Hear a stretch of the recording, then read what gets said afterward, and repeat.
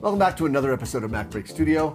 We're looking at Final Cut Pro. I'm Steve, and I'm here with my buddy Mark Spencer, and he's going to show us some stuff with music. Music, specifically temp music. So we work with temp music a lot, especially I'm referring to stock music when we're trying out different types of music that we might want to use in a piece.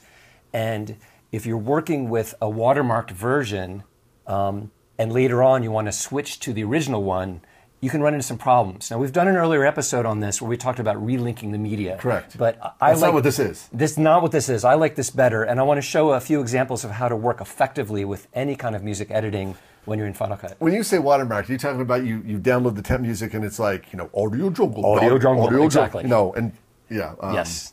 Watermarked music. So Premiumbeat.com. Right. Because you don't want to buy it yet. Right. You want to see if it works in it. And sometimes you need to edit it first. So here's our example. I'll just jump right in right here. Here we have an example where I have some temp music. You can see I've labeled it with the word preview. And I've dropped it in my project, and it's much too long. So let's say I want to make some edits to it. The first thing I recommend you do before anything is to put it in its own storyline. Because if I don't, and I tap the B key and I start cutting, and I'm not going to try to do this in an accurate way, but we start doing that. We don't want to get these separate connected clips. So instead, I'll undo that. I'll select this and Command G to put its own storyline. So now if I go through and say, well, this is a loud section and there's another loud section, maybe I can cut that whole thing out. So I'll hold the B key down and click here, and then select that and delete. And it's still not quite short enough. So let's say there's probably, and obviously I'm cheating here, I'd be listening, but there's probably a nice repeating section right about here and here. I'm just holding the B key and letting go, so I'm not switching tools.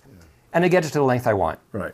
Okay, that's great, although I might want some overlaps, and you can't really overlap in this view, but if I select all these guys and press Control S to expand the audio, that makes it easy to then create some crossfades. I'll just scroll down so you can see this a little bit better, between each of those clips. You have to have them expanded to do that, and then I could select them all and go into the Modify menu and choose to add fades. Okay. And we've done another episode where we show you can apply a keyboard shortcut to do that, but I'll apply fades.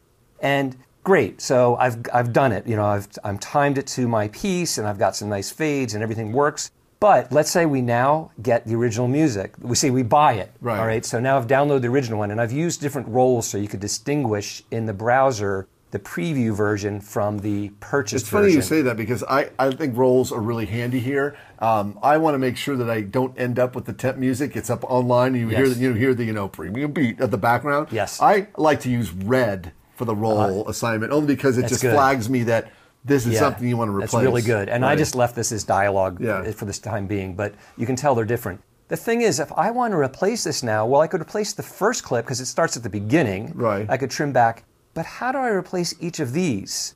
I've got to go find those sections in that new clip.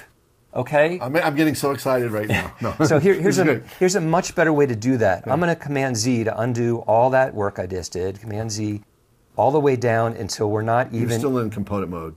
Okay, well, I'll double click so I'm not in that, and I'm no longer in a container. So what I'm going to do is first make a compound clip out of this, all right? Option G. So instead of Command G, it's now Option G. Yeah, and I'll call it music. And now I'm going to work with this clip instead. So I'm going to do the same steps. All I did was first create a compound clip. So first I'm going to do Command G to put its own storyline, hold the B key down. And wait. So you have a compound clip inside a connected storyline. A compound clip inside a connected storyline, right. I'll delete this section out. Still not short enough, so I'll hold down the B key and cut out this, what I think is a repeating section, and obviously I'm cheating here, but it gets me to where I want to go. So I've got 3 separate chunks here, and once again, I can still select all 3 and Control S to expand them, and I can do everything I did when it wasn't a compound clip. I can overlap these, add fades, and select them all and add fades, just for sake of completeness. Modify, adjust volume, apply fades, and they moved. It's very hard to see because they're small there. Okay. Now, here is the great part of this. If you bother to do that one step different, which is make a compound clip. Yes. If I double click any one of these to go up, well, double clicking on the bottom will collapse them back down again. But if I double click once it's collapsed down, inside the compound clip. Yeah. If I go inside the compound clip, there's the compound clip that contains the full music. So I'm going to take my non-watermarked version. I'm going to click on it. The one you paid for. Right. The one you have a license for. I'm just going to press Option R to do a replace edit. Yeah. So you see the waveform stayed exactly the same. All right, no change to the waveform at all. It just swapped out the music. But now, check it out. If I go back to my project, there's nothing else to do. What? It's done because each one of these little is chunks referring to the entire compound clip. Right. So if you open up any one of these separate pieces, it's just that section of the compound clip. So I'm done. I didn't have to go figure out what those pieces are. Oh my gosh. That's and great. I did it one time, and the whole thing's finished.